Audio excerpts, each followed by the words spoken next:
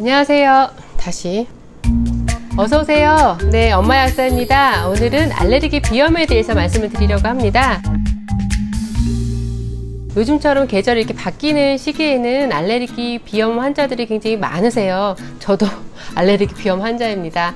그런데 약국에 오시는 분들 보게 되면은 보통 이제 약국에 오셔가지고 증상을 얘기를 하시잖아요. 뭐 콧물이 나요, 코가 막혀요, 약사님 코감기약 주세요, 뭐 이렇게 해서 약을 필요로 해서 달라고 하는 경우가 있는데, 막상 물어보게 되면 이거는 감기가 아니라 비염인 경우가 꽤 있어요. 그래서 그럼 비염이 있으세요? 이렇게 물어보게 되면 아니요, 전 비염은 없어요 하는데, 알고 보면 비염인 거예요. 그래가지고 생각보다 본인이 알레르기 비염인지를 잘 모르는 경우가 있구나 라는 생각을 했습니다. 저도 사실 처음에는 비염이라 진단을 받기 전에는 제가 비염인지 잘 몰랐었거든요. 혹시 내가 비염이 아닌가? 이런 거 하면 조금 의심이 된다면 저랑 같이 하나하나 이렇게 좀 따져보고 체크해보고 이런 상황이 내가 비염이 의심된다 하게 되면 약국에 가셔가지고 상담을 하시는 것이 되게 좋을 것 같습니다. 그래서 지금 이제 뭐 이렇게 약봉투로 해가지고 뭐 비염이 의심되면 체크해보세요 라는 란이 있는데, 여기에 지금 9가지 항목이 있어요. 그래서 한 가지 이렇게 살펴보려고 해요. 첫 번째로 코나 눈 주변이 가렵다. 예. 알레르기 비염은 아시는 것처럼 그냥 막 생기는 게 아니라 어떤 외부 물질, 뭐 꽃가루라든가 찐득이라든가 뭐 이런 여러 가지 외부 물질에 의해서 우리 몸이 확 반응을 일으키는 거잖아요. 그때 이제 작용하는 물질이 히스타민이에요. 히스타민. 그게 어떤 식으로 우리 몸을 괴롭히느냐, 뭐 이렇게 가려움을 유발하는 것이 대표적인 그런 증상에 해당이 됩니다. 그래서 콧물이 난다거나 코가 막힌다거나 이런 증상과 더불어서 나타나는 게 바로 알레르기성 결막염. 그러니까 비염 증상이 있으면서 이게 결막염 증상을 같이 동반을 하기 때문에 코도 좀 가렵고 눈도 가려워요, 이런 증상이 있다. 그럼 알레르기 비염을 의심할 수가 있습니다. 두 번째로는 열은 없으나 콧물이나 재채기가 있다. 이게 이제 감기랑 혼동하는 경우에 해당이 됩니다. 보통 우리가 감기에 걸리게 되면 콧물이 먼저 나기 시작을 하잖아요. 근데 콧물이 나면서 머리도 아프고 뭐 열도 나고 욱신욱신 씻으면서 증상이 계속 바뀌어요. 그런 게 감기라면, 비염은 특별히 뭐 열도 없고 크게 뭐 두통이라든가 몸살도 없는데 콧물이 자꾸 나면서 막 애취하면서 이렇게 막 완전히 민폐 끼치는 거죠. 저도 막 재채기 소리가 엄청 우렁찬데, 이런 재채기를 이제 많이 하게 되는 거죠. 그래서 다른 증상 없이 콧물이나 재채기가 계속 반복적으로 1주일, 2주일, 3주일 이렇게 계속 지속되면서 증상이 나타나는 경우 비염이 수 있습니다. 그 다음에는 아침, 저녁으로 코가 자주 막힌다. 이 코 막히는 거 겪어보신 분들 잘 아시겠지만, 이 코 막히면 엄청 괴로워요. 예, 그래가지고 밤에 잘 때도 이제 입으로 숨을 쉬게 되는 경우가 이제 많이 있죠. 네 번째 항목으로는 잘 때 입으로 숨을 쉰다입니다. 이 잘 때 입으로 숨을 쉬게 된다는 건 결국 입을 벌리고 자게 되는 거잖아요. 그러다 보면 어떻겠어요? 입이 마르죠. 우리 아침에 일어나면 입냄새 장난 아니거든요. 네. 입을 벌리고 자면 입안이 건조해지고, 입안에 있어야 될 좋은 세균들이라든가 이런 것들이 이제 줄어들면서 유해균이 많아지고 막 이러면서 입안 환경이 되게 안 좋아지는 거죠. 말하자면 충치도 되게 잘 생겨요. 그래서 애기들 특히 이렇게 비염 있고 뭐 코가 잘 막히고 이러면서 입 벌리고 자고 이러면은 굉장히 치아 건강이라든가 성장에도 이제 지장을 줄 수가 있습니다. 우리 아이도 비염은 아닌지 한번 체크를 한번 해보세요. 그러니까 나뿐만 아니라 우리 가족도 이런 비염이 아닌지 한번 체크를 해보세요. 다섯 번째로는 과거나 또는 현재 아토피나 천식이 있다라는 항목이 있습니다. 아토피 피부염이 보통 이게 성인이 돼가지고 알레르기성 비염이 있는 경우에는 어렸을 때 이런 피부염을 알았던 경우가 되게 많이 있어요. 어렸을 때는 모든 게 다 미성숙하죠. 피부도 마찬가지예요. 피부의 두께가 성인의 약 5분의 1 정도로 굉장히 얇아요. 얇다 보니까 이런 아토피 체질, 소위 말하면 외부 물질에 의해서 확 불같이 막 반응을 일으키는 이런 아토피 체질에 있어서 애기들은 피부부터 나타나는 거예요. 만약에 우리 아이가 아토피 피부염이 있다?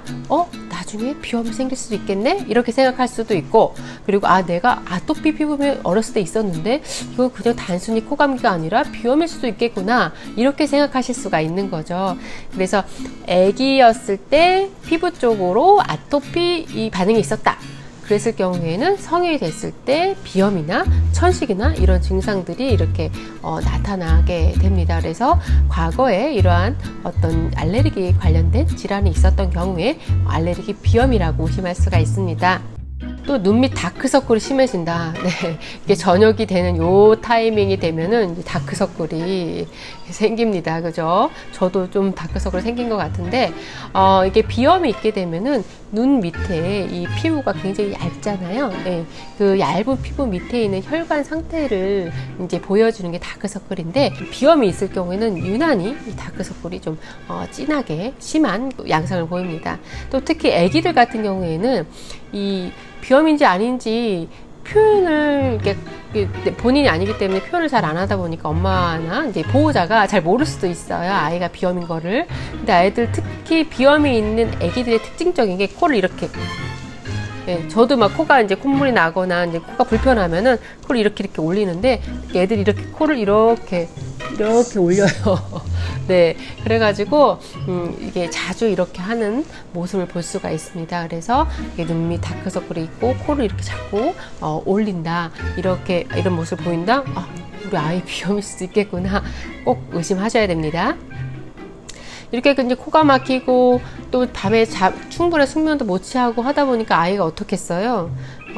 이게 좀 집중력이 떨어져요. 그러니까 아이뿐만 아니에요. 저도 마찬가지거든요. 이렇게 비염이 있다 보면은 뭐 약을 먹어도 몽롱할 수도 있고, 코가 막히고 뭐 콧물이 나고 막 이러면서 산만해지고 집중력이 떨어지는 거죠.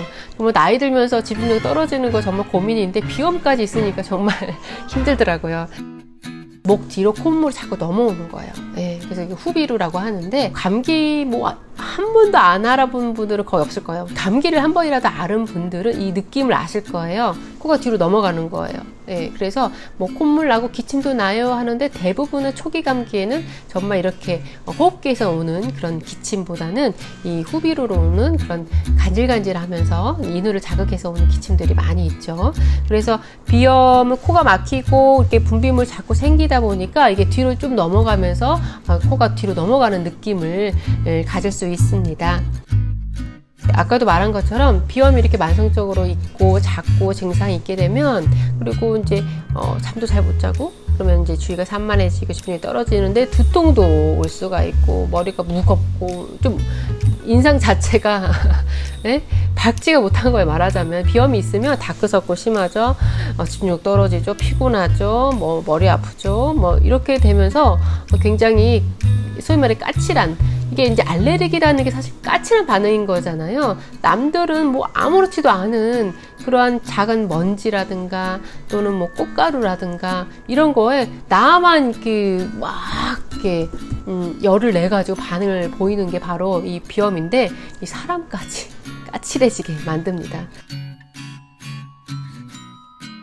네, 그래서 이런 9가지 항목을 제가 설명을 해드렸는데요. 여기서 만약에 한 가지다, 주의가 산만하고 집중력이 떨어져, 이것만으로는 아닙니다. 네, 콧물도 좀 나고 뭐 이런 다른 증상들도 있어야 돼요. 그래서 2가지, 집중력이 좀 떨어지고 그리고 두통이 있고 머리가 무거워, 이것도 아닙니다. 3가지 정도 이상이 돼야 비염일 수 있겠구나 라고 의심을 할 수가 있어요. 그래서 이걸 이제 9가지 항목을 이렇게 하나씩 따져보고, 우리 아이도 한번 따져보고, 그래서 이것이 3가지 항목이 좀 넘네 하면은 동네 약국 가셔가지고 약사님과 상담을 하시고요. 그리고 병원에 가야 될 상황인지 아닌지를 상담하셔서, 병원에 가야 될 상황이면 병원에 가서 진료를 받고 알레르기 비염에 대한 치료를 받으시는 게 좋습니다. 어떠세요?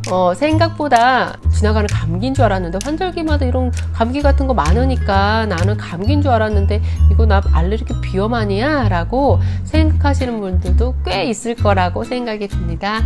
좀 더 내 몸에 대해서 관심을 갖고 비염에 대해서 어떻게 그럼 대처를 해야 될지 한번 다음 편에서도 또 살펴보도록 하겠습니다. 네, 오늘 이렇게 자가진단하는 법에서 알아봤는데, 나뿐만 아니라 우리 가족도 알레르기 비염은 아닌지 꼭 한번 체크를 해보세요. 오늘 여기까지 하고 아프지 마세요.